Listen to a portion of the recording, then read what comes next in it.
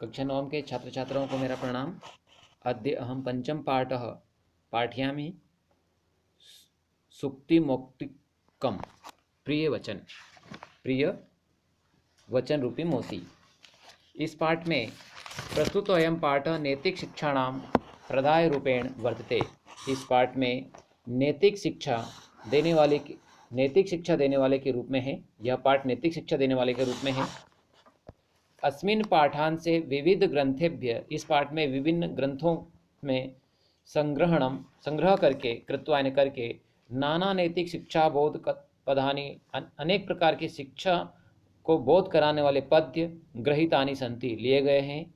अत्र सदाचार्यस्य, यहाँ सदाचार की महिमा, प्रियवाण्यः आवश्यकता, प्रियवाणी की आवश्यकता क्यों होती है, परोपकाराणां स्वभाव, परोपकारी स्वभाव, गुणार्जनस्य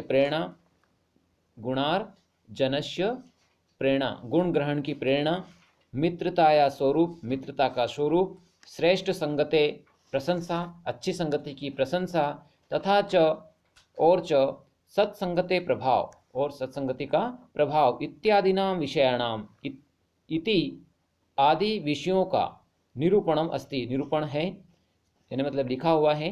संस्कृत साहित्य नीति ग्रंथानां समृद्ध परंपरा दृश्यते। संस्कृत साहित्य सप्तमी विभक्ति वचन, संस्कृत साहित्य में नीति ग्रंथों का, षष्ठी विभक्ति बहुवचन, नीति ग्रंथों का की समृद्ध परंपरा दिखाई देती है। तत्र प्रतिपादिक शिक्षाणाम अनुगमनम कृत्वा, यहाँ पर उनकी शिक्षा को प्रतिपादित करके, अनुगमनम करके मतलब अनुकरण करके, जीवन साफल्यम कर्तुम शक्नुमः, जीवन कर्तुम शक्नुमः, यानी हम अपना जीवन सफल कर सकते हैं।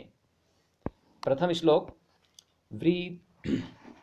व्रीतम यत्नेन संरक्षेत वित्तमेति च याति च, अक्षीणो वित्ततः क्षीणो वृत्तस्तु हतो हतः।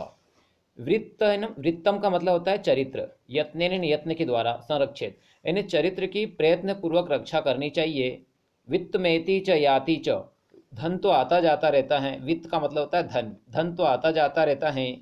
अक्षीणो वित्ततः क्षीणो, धन नष्ट होने पर भी कुछ नष्ट नहीं होता है। वृत्तस्तु हतो हतः, यदि चरित्र नष्ट हो जाता है तो सब कुछ नष्ट हो जाता है। यह मनुस्मृति का है, यानी कहने का अर्थ है कि हमें हमारे चरित्र की यत्न पूर्वक रक्षा करनी चाहिए, चरित्र पर दाग नहीं होना चाहिए। श्रुतां धर्मस्वम श्रुतां चैवावधार्यताम्, आत्मनः प्रतिकूलानि परेषां न समाचारेत। यानी धर्म का अर्थ कुछ सुनो और उसे सुनकर जीवन में पालन करो। श्रुताम धर्मश्च श्रुताम चैवाव धार्यताम, धर्म का कुछ अर्थ सुनो और उसे सुनकर जीवन में पालन करो। आत्मना प्रतिकूलानि परेशान न समाचारेत, आत्मना यानी परेशान, जो स्वयं के प्रतिकूल हो, जो स्वयं के अनुकूल नहीं हो, जो अच्छा लगने वाले नहीं हो, उन्हें दूसरों पर लागू मत करो, अर्थात उन्हें दूसरों को मत कहो या लागू करने को मत कहो। ये विदुर नीति का है। अगला है चाणक्य नीति वाला, प्रियवाक्य प्रदानेन सर्वे तुष्यन्ति जन्तवः, तस्माद् तदेव वक्तव्यम वचने कदरिद्रता।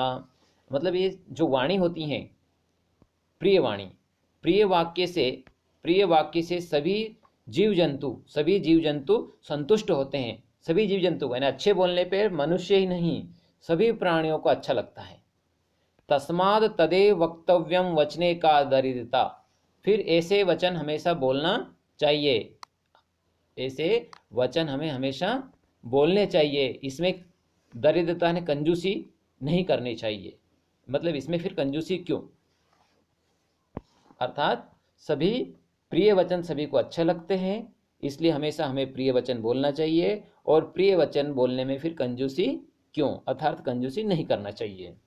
अगला है, पिबन्ति नद्यः स्वयमेव नाम्भः, स्वयं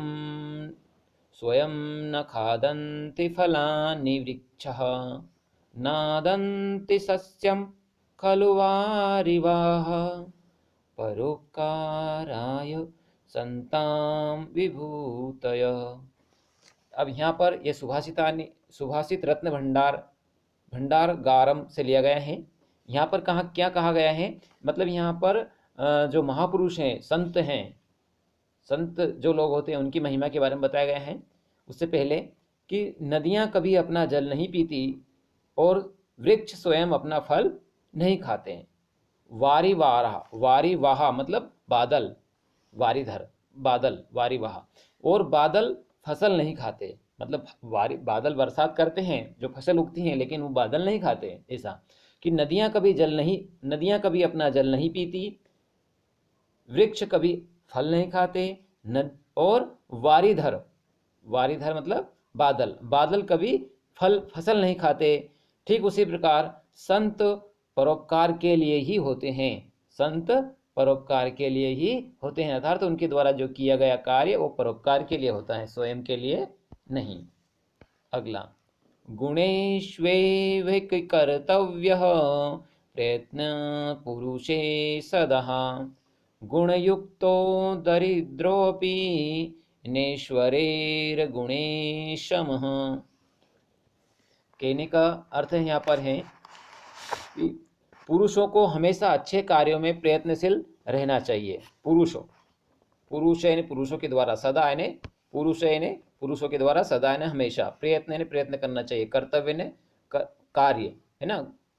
इन्हें पुरुषों को हमेशा अच्छे कार्यों में प्रयत्नशील रहना चाहिए। गुण क्योंकि गुण युक्तो दरिद्रोपि नैश्वरेर गुण शमः। गुण युक्त निर्धन भी गुणहीन धनवान के समान नहीं होता, अर्थात गुणहीन धनवान से कहीं अधिक अच्छा होता है।